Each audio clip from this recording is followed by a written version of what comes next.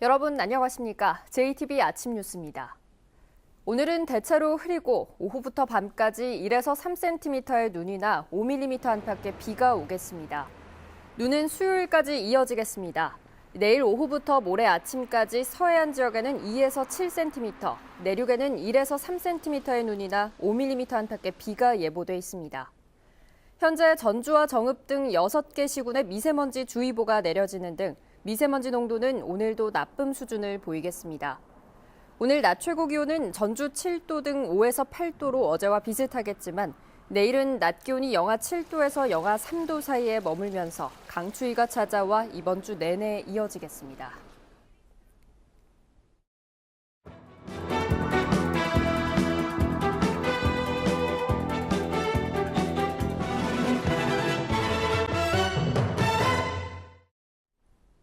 산불이 발생하면 헬기들이 오가며 불을 끄는 장면 많이 보셨을 텐데요. 이 중에는 전라북도가 민간에서 임차한 헬기가 있습니다. 그런데 제작한 지 50년이 넘는 헬기까지 임차해 산불 진화에 투입하고 있습니다. 송창용 기자입니다.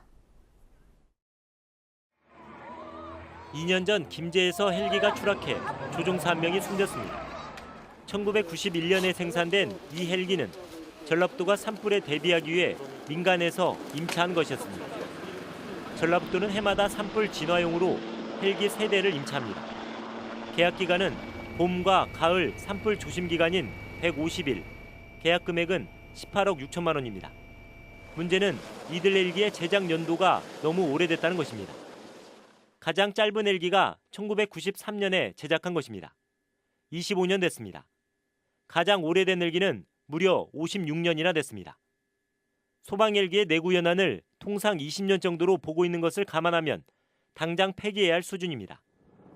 하지만 전라북도는 주기적으로 부품을 교체하고 안전검사를 받기 때문에 문제가 없다는 입장입니다. 가망 증명서에 의해서 조달청에 등록된 헬기를 저희들이 쓰기 때문에 연식에는 이렇게 무관하다고 보시면 되겠습니다.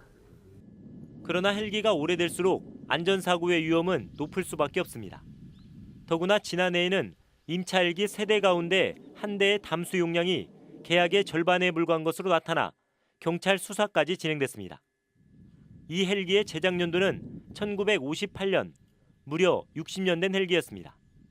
제대로 된 그 용량을 담수할 수 있는 그런 능력이 있는 헬기, 그리고 또 제작 연도가 좀 짧은 오래되지 않은 그런 헬기를 선택을 해서 헬기가 산불 진화하는데 제대로 역할을 할 수 있는 그런 헬기를.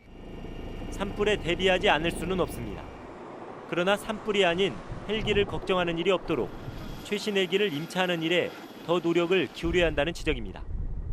JTB 뉴스 송창용입니다.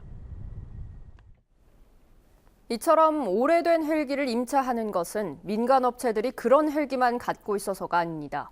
최신 헬기도 많이 보유하고 있지만 전북은 참여할 수 있는 폭이 좁다는 게 업계의 설명입니다. 이어서 김철 기자입니다. 국내 민간 헬기 임대업체 14개 가운데 가장 큰 곳의 홈페이지입니다. 올해 전라북도가 다른 업체에서 빌린 헬기 2대와 같은 기종이 있습니다. 생산 연도는 2001년. 전라북도가 임차한 1980년식, 1993년식 헬기보다 훨씬 최신형입니다. 이 업체는 전라북도가 헬기 임차 사업을 진행할 때 참여하지 않았습니다. 다른 시도와 비교해 전라북도 임차 대수가 상대적으로 적기 때문입니다. 거기가 시장 자체가 커지면 이제 우리 같은 큰 회사가 이제 들어가는데 그렇지 않고 시장 자체가 작은데 큰 회사가 들어가서 뭐 먹을 게 없잖아요. 그러니까. 관심을 두지 않는 대형 업체와 달리 중소형 업체는 사업에 참여하고 싶어도 참여할 수 없는 상황입니다. 전라북도는 헬기 담수 용량을 지난해 2,000리터, 올해는 1,500리터 이상으로 한정했습니다. 적은 예산을 효율적으로 운영하기 위해서라는 게 이유입니다. 그러나 업체 입장에서 볼 땐 진입 장벽만 높은 셈입니다. 도 뭐 1,500리터 이상이라고 해서 저희는 해당하는 기준이 없었습니다. 이렇다 보니 전북 헬기 임차 사업에는 전라북도의 입맛을 맞춘 2개 업체 정도만 참여하고 있습니다. 조달을 이유로 삼는 수익에 가까운 그런 어떤 계약 방식이라고 생각이 듭니다. 그래서 이 두 회사를 놓고 번갈아 가면서 한다는 것은 이 폭을 넓히지 않은 것은 분명히 이건 문제가 있다는 것이거든요. 오래된 헬기든 최신 헬기든 임차 비용은 담수 용량에 따라 똑같습니다. 굳이 50년 이상 된 낡은 헬기를 들여올 이유가 없습니다. JTB 뉴스 김철입니다. 해마다 김치 소비량은 감소하고 중국산 김치는 국내 시장을 계속 잠식하고 있습니다. 이런 상황에서 전주시가 68억 원을 들여 김치 가공 사업을 추진해 논란이 일고 있습니다. 보도에 정윤성 기자입니다. 전주시가 앞으로 5년 동안 추진하는 명품 김치 산업화 계획입니다. 김치 가공 유통센터에 27억 원, 사업단 전문 인력 육성에 6억 5천만 원, 홍보 마케팅에 7억 1천만 원 등 68억 원을 투입한다는 계획입니다. 문제는 이렇게 만든 김치를 누구에게 팔 것인가? 그 대상과 수익성이 분명하지 않다는 것입니다. 지난 2015년 국민 1인당 하루 평균 김치 소비량은 62.9g으로 5년 만에 11%가 감소했습니다. 외식업소는 52%, 급식시설은 90%를 저가의 중국산 김치가 점령한 상황에서 전주시가 후발업체로 김치 시장을 뚫고 들어가기는 어렵습니다. 국산 김치 같은 경우는 너무 비싸요. 10kg에 28,000원이거든요. 좀 만들어서 갖고 오는 게 중국산 같은 경우는 12,000원. 가격 차이가 엄청 나죠. 전주시가 김치 시장에 뛰어들면 영세업체가 대부분인 전북의 50개 김치 가공업체와 저가 경쟁이 불가피해집니다. 또한 5년 동안은 인건비를 지원받지만 지원이 끊겼을 때 사업의 지속 여부도 장담하기 어렵습니다. 긍정적인 부분과 이에 따른 또 부정적인 측면도 제기되고 있어서 이런 세밀한 검토가 조금 더 필요할 것 같아서 이 검토 후에 추진하도록 하겠습니다. 전주 비빔밥, 한지, 한정식 등의 명품화 사업도 아직 성과를 내지 못하고 있습니다. 시설 투자를 최소화하는 대대적인 사업 조정이 불가피합니다. JTB 뉴스 정유정입니다. 올해 최저시급은 7,530원으로 역대 최대 인상폭을 기록했습니다. 하지만 최저시급은커녕 1시간에 3,000원도 받지 못하는 중증 장애인에게는 꿈 같은 얘기일 뿐입니다. 주혜인 기자가 취재했습니다. 장애인 근로자 43명이 일하는 익산의 장애인 직업재활시설. 하지만 이 가운데 최저임금을 받는 근로자는 단 1명뿐입니다. 최저임금법에 따라 장애로 근로능력이 현저히 낮다고 판단되면 최저임금보다 낮은 임금을 줄 수 있기 때문입니다. 지난해 최저임금을 받지 못한 중증장애인 근로자는 8천여 명. 이들의 평균 최저시급은 2,630원으로 법정 최저임금의 3분의 1 수준에 불과합니다. 하지만 장애인 근로자에게 최저임금을 준다면 일반 근로자만큼의 수익을 기대하기 어렵다는 현실적 문제가 있습니다. 실제로 그 근로 능력이 그렇게 탁월하지는 않아요. 여기서 경제활동을 하긴 하지만 그 인원들은 최저임금을 잘 주기는 좀 어려운 구조예요. 부안의 장애인 직업재활시설 원장 조상환 씨는 모든 장애인 근로자에게 최저임금을 지급하고 있지만 문제 해결을 위해선 정부의 지원이 필요하다고 말합니다. 생산시설 규모도 좀 대폭 확충이 되어야 돼요. 이 정도의 규모가 지원이 돼서 보강이 돼야만 최저임금을 줄 수 있는 최소한의 조건이 되지 않을까 그렇게 생각을 합니다. 고용부가 장애인 고용장려금을 확대해 최저임금 보전 방안을 검토하겠다고 밝혔지만 실현 가능성은 낮아 장애인들은 여전히 최저임금의 사각지대에 내몰리고 있습니다. JTB 뉴스 주혜인입니다. 완주군이 전북의 군 단위에서는 처음으로 민간 아파트에 국공립 어린이집을 만들기로 했습니다.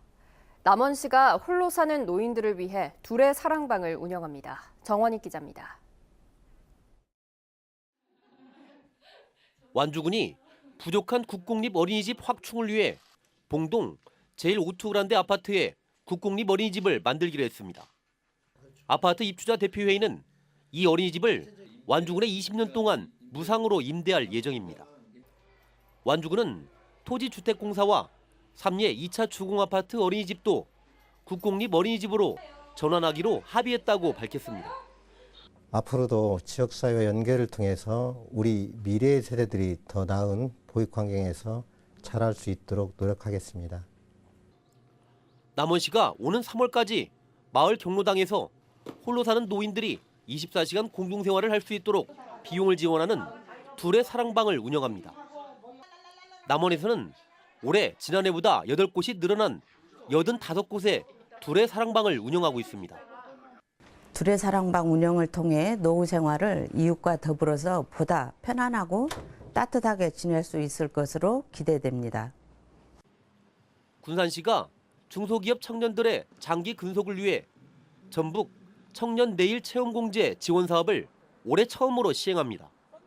청년 내일 채용 공제는 중소기업에서 일하는 청년들이 매달 12만 5천 원씩 2년 동안 300만 원을 적립하면 1,300만 원을 지원하는 사업입니다. JTB 뉴스 정원익입니다. 4년제 대학과 국공립 전문대에 이어 사립전문대학도 입학금 폐지에 동참하기로 했습니다. 교육부와 한국전문대학 교육협의회는 사립전문대학의 입학금을 오는 2022년까지 단계적으로 폐지하기로 합의했다고 밝혔습니다. 이에 따라 올해 신입생의 경우 입학금 인하분 13%와 국가장학금 지원액 33%를 합해 지난해 신입생보다 입학금 부담이 46% 줄어들 것으로 보입니다. 어린이들의 건강을 위해 유치원과 학교의 실내 공기질 대책을 강화해야 한다는 주장이 나왔습니다. 전라도의회 최영규 의원은 메르스나 신종플루 등의 위험이 적지 않고 해마다 미세먼지로 몸살을 앓고 있는 만큼 어린이들이 아토피나 호흡기 질환에 시달릴 가능성이 높아지고 있다고 말했습니다. 최 의원은 특히 취약 전 영유아들은 질병과 외부 자극에 취약한 만큼 유치원과 어린이집은 물론 각급 학교에서 공기청정기 설치를 비롯한 실내 공기질 확보에 관심을 가져야 한다고 주장했습니다. 지난해 군산을 찾은 방문객이 367만 명으로 1년 전보다 66% 늘어난 것으로 집계됐습니다.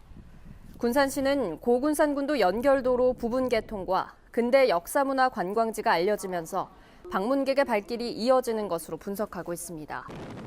군산시는 지난 12월 고군산군도 연결도로가 완전 개통되면서 올해는 관광객 500만 명 시대를 맞을 것으로 기대하고 있습니다. 익산시가 주민들과 함께 원도심 활성화 방안을 모색합니다. 익산시는 원도심 지역을 중심으로 추진되는 도시재생 사업과 관련해 오는 31일 주민공청회를 열고 구체적인 추진 방안을 주민들과 논의할 예정입니다.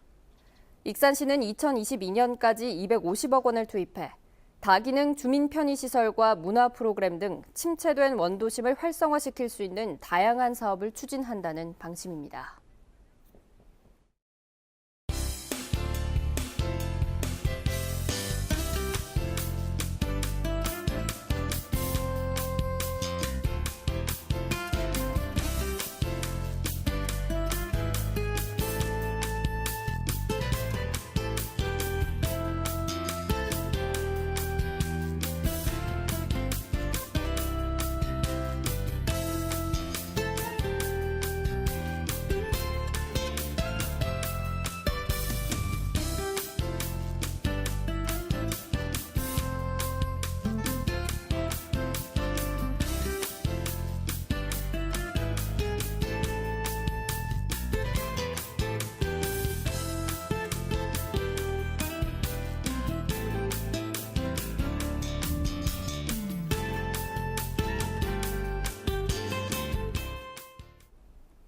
JTB 아침 뉴스를 마칩니다. 함께해 주신 여러분 고맙습니다.